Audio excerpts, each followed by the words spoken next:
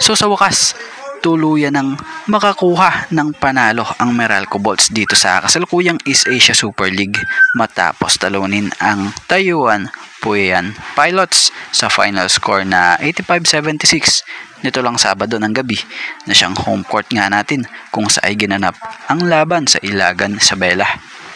Kapansin-pansin naging magandang pagkakadagdag nga sa Bolts ng Iranian Asian import ng Bolts na si Ahedi dahil nakapagbigay nga agad ito ng boost at impact sa teammates niya rito sa Meralco na siyang naging malaking impact sa tulad ng mga import like big man import Meralco Bolts Ismael Romero and wing forward import Ronde Hollis Jefferson.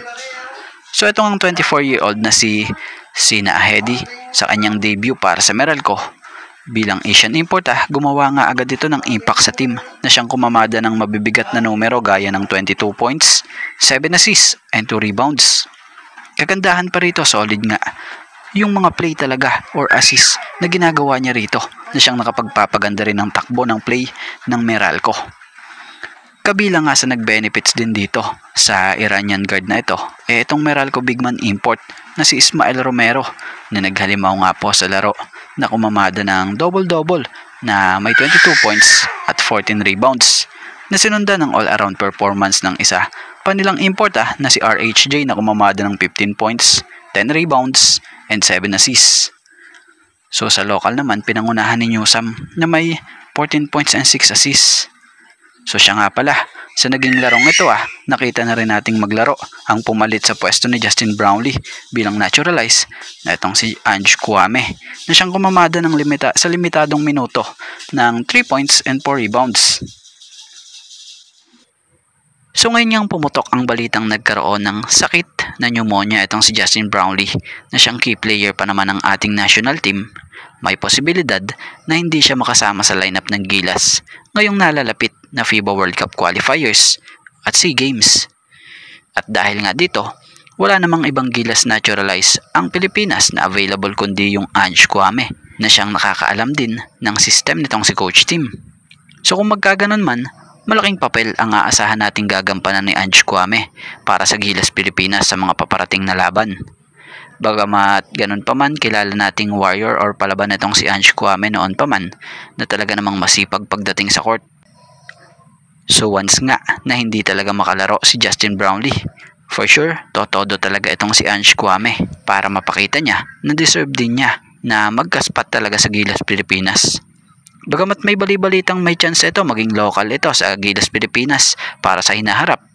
Pero sa ngayon, pag need nga po ng bansa ng papalit sa butas na nawala or mawawala sa naturalize, sure na pwede ito dahil basta para sa bayan talagang lalaban yan itong si Ange Kwame. Ako si Angelo Kwame, lumalabang para sa bayan, Gilas Pilipinas, puso. So kamakailan lamang ay na-injured si Kit Dato sa laban ng Ross kontra Phoenix. Bagamat nanalo ang Reno Shine Last Painters sa kabilang banda, may bad news pa din dahil sa nangyaring awkward na bagsak na ito nitong si Kit Dato na siyang naging dahilan ng injury nito. Batay nga sa resulta ng tinamong injury ni Kit Dato, nagtamo ito ng right patellar tendon ruptured at expected nga po na mawawala ito sa kabuuan ng season 50 ng PBA. So napakalaking kawalan ni Kit Dato sa Reno Shine Last Painters dahil ito nga po ang kanilang main center na talaga naman kanilang inaasahan pagdating din sa ilalim. Ito rin nga ang one of the key contributors for the Ross. So may taas itong 6'8" na isang modern type of big man ang laruan. Kaya naman ngayon mukhang problemado, especially nga itong si Coach Yeng na head coach ng Ross dahil nawalan nga sila ng isa na namang big man na kanila nga po pa namang inaasahan o isa sa inaasahan. So tingnan natin kung anong paraan ang gagawin ng kampo ng Ross ngayot nalagasan na naman sila ng big man.